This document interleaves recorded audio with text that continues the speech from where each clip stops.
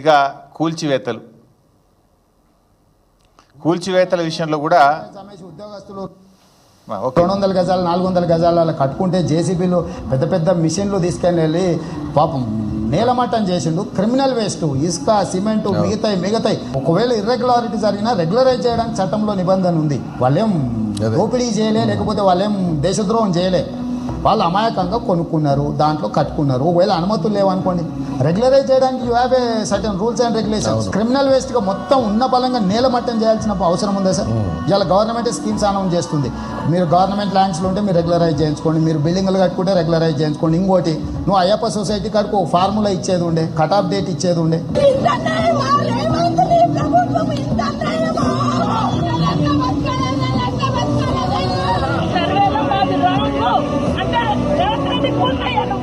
నిలబెట్టడం చాలా కష్టం. పలగొడతాం ఒక్క నిమిషం, ఒక్క నిమిషం. ఇచ్చేది వాళ్ళు, కూల్చేది వాళ్ళు, చంపేది కూడా వాళ్ళైతే బాగుండు. చంపేయండి, వదిలిపోద్ది. సిస్టమ్ ఏంటిది? ఇది కరెక్ట్ కాదు. ఇది నా బుక్స్ కూడా అక్కడనే పడిపోయింది. అందరి బుక్స్, ఫ్యామిలీ మొత్తం బుక్స్ అక్కడనే ఉన్నాయి.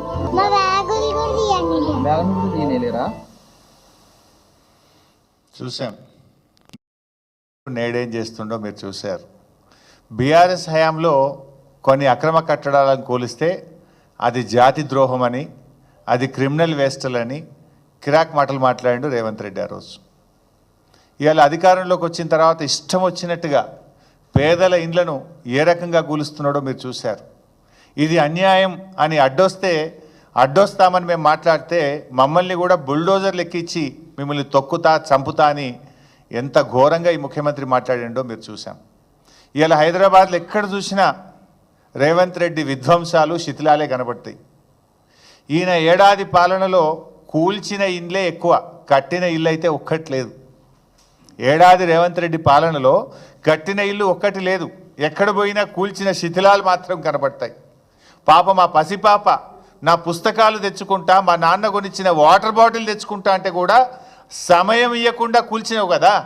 Is it not criminal waste mister Revanth Reddy? ఇది క్రిమినల్ వేస్ట్ కాదా? ఆ పిల్ల అమ్మాయి విద్యా సంవత్సరాన్ని కూడా ఆగం చేసినావు. మానవత్వం లేకుండా వాటర్ బాటిల్ని కూడా తెచ్చుకోకుండా కూల్చినవే. మరి ఆ రోజు నువ్వేం మాట్లాడినావు, ఇవాళ నువ్వు చేస్తున్నదేందో ఒక్కసారి ఆత్మవిమర్శ చేసుకో.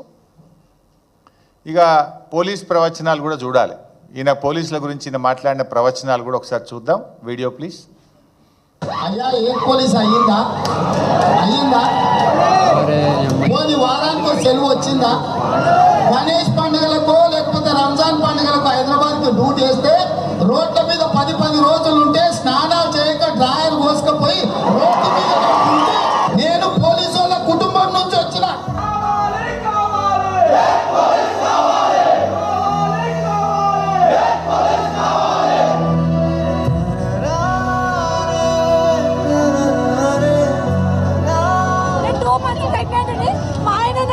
తీసుకోలేకపోతున్నాను. నా బాబు పట్టదు.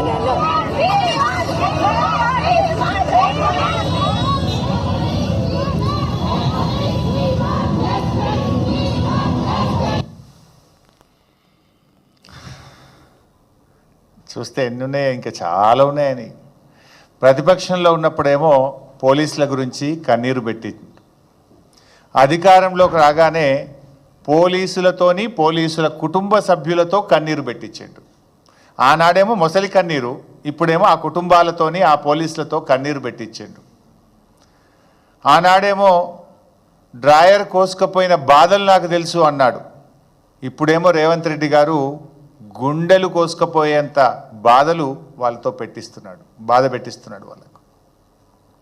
అప్పుడు తనది కూడా పోలీస్ కుటుంబమే అన్నాడు. ఇప్పుడేమో పోలీస్ కుటుంబాలను రాచి రంపాన పెడుతున్నాడు. ఏమడిగినరా పోలీసులు? వీ వాంట్ జస్టిస్ అన్నారు, వీ వాంట్ ఏక్ పోలీసింగ్ అన్నారు. అది వాళ్ళ డిమాండ్ కాదు. ప్రతిపక్షంలో ఉన్నప్పుడు నువ్వు ఇచ్చిన మాట, నీ మాట నిలబెట్టుకో రేవంత్ రెడ్డి. నువ్వు ఆ రోజు ఏ మాట ఇచ్చినవో అది నిలబెట్టుకో అని అడిగిన పాపానికి డిస్మిస్లు, సస్పెన్షన్లు, ఛార్జ్ మెమోలు ఇచ్చినావు. 39 మంది ఉద్యోగాలు కూడా బీకినావు.